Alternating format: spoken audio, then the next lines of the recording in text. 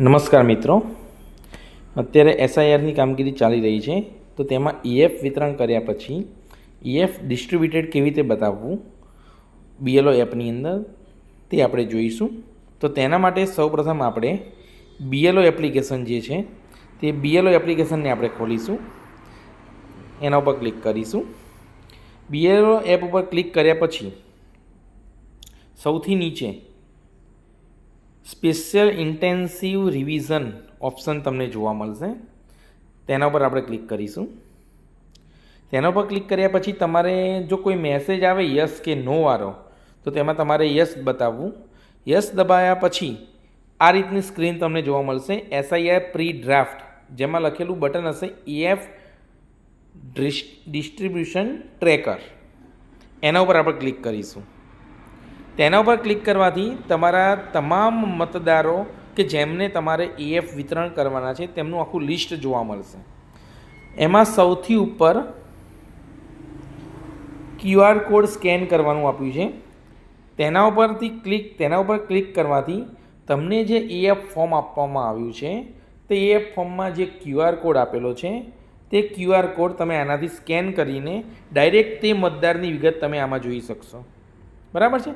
ત્યારબાદ તેની નીચે સિલેક્ટ ટાઈપ છે, એના ઉપર ક્લિક કરતાં આ રીતની તમને માહિતી જોવા મળશે.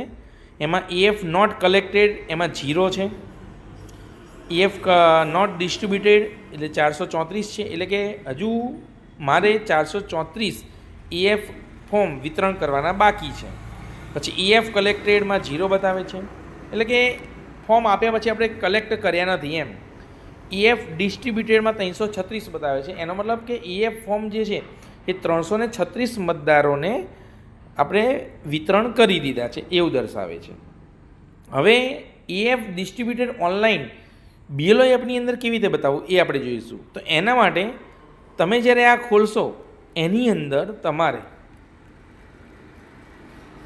આ રીતનું તમને યાદી જોવા મળશે, વાદળી કલરની અને લાલ કલરની. પણ તમે સૌપ્રથમ જ્યારે ફર્સ્ટ ટાઈમ તમે ખોલશો ત્યારે લાલ કલરની જ બધી યાદી હશે. એની અંદર તમારે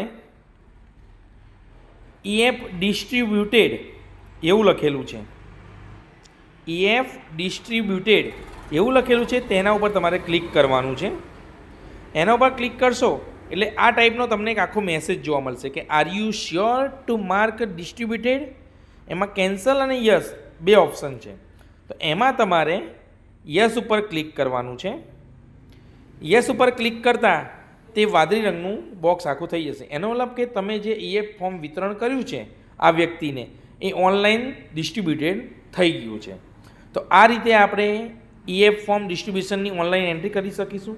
આ ઉપરાંત ઘણા બોક્સ તમે આની અંદર જોશો તો આની અંદર ઘણા બોક્સ એવા આવશે કે જેમાં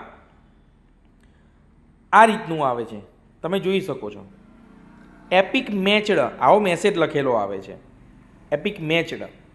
તો આ શું દર્શાવે છે?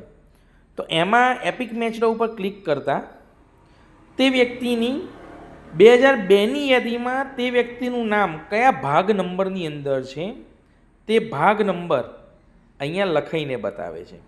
એટલે કે જો કદાચ તમને 2002ની યાદીમાં તે વ્યક્તિનું નામ શોધતા ના મળ્યું હોય તો તમે આમાંથી પણ તમને ખ્યાલ આવી જશે કે આ વ્યક્તિનું નામ 73 નંબરના ભાગમાં એસી નંબર 137 73 નંબરના ભાગમાં એ વ્યક્તિનું નામ છે. અને આવી વ્યક્તિને ઈએફ ડિસ્ટ્રીબ્યુટેડ કેવી રીતે કરવાનું? તો એના માટે પણ તમારે ઈએફ ડિસ્ટ્રીબ્યુટેડ ઉપર જ ક્લિક કરવાનું છે. તેના ઉપર ક્લિક કરતાં આવો જ મેસેજ આવશે, એમાં પણ યસ ઉપર ક્લિક કરી દેવું. તો આ રીતે ઈએફ ડિસ્ટ્રીબ્યુટેડ ઓનલાઈન બીએલઓ એપની અંદર આપણે કરી શકીશું. આભાર.